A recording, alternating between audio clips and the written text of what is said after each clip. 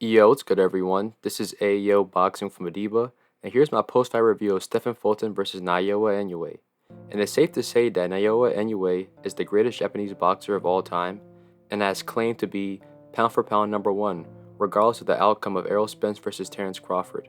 I predicted the winner of this fight depended on if Inoue's power fully translated to 122, and the prediction came true.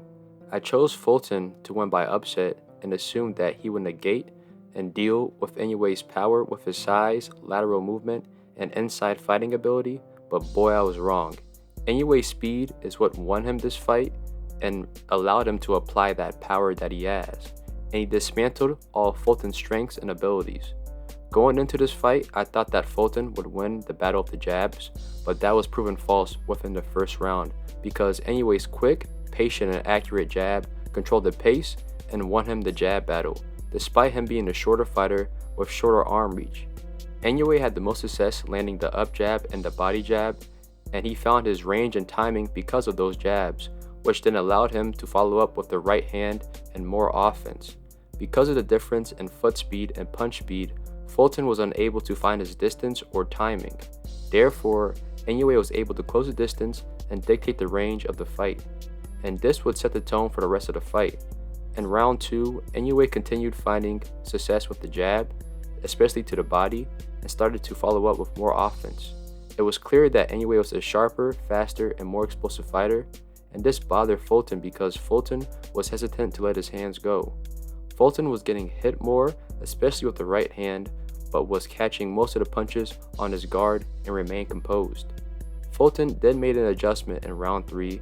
Instead of fighting off the back foot and looking for opportunities to counter, Fulton started to fight on the front foot and press the action. Fulton found success and was able to land, but this put him at the mid-range, and Inoue does his best work at the mid-range. Inoue was winning the battle of the jabs at the mid-range, and because of his foot speed, Inoue would move in to close the distance to be offensive, but also move out of range to evade Fulton's offense. Inoue was outboxing Fulton in all aspects. This made Fulton hesitant to throw, and he was unable to build momentum. Rounds 4 through 7 would essentially be a repeat of round 3. Inoue was in control of the fight and was outboxing Fulton, but Fulton would find some success. However, he could not sustain the momentum to win any of those rounds. Fulton had his best moments in round 7, in my opinion, landing several big right hands, but Inoue still won the round, applying constant pressure and cutting off the ring. And the most surprising thing to me was that Fulton was unable to make an adjustment to the body jab. This would be his downfall because in round 8, Inoue would jab to the body, then come up top with a right hand that hurt Fulton. Inoue would lead this up with a left hook that dropped Fulton. Fulton would get up but was visibly hurt. Inoue would then jump on Fulton, causing the referee to stop the fight.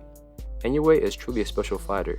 He dominated the number 1 guy in his first fight at 122, which is his 4th weight class.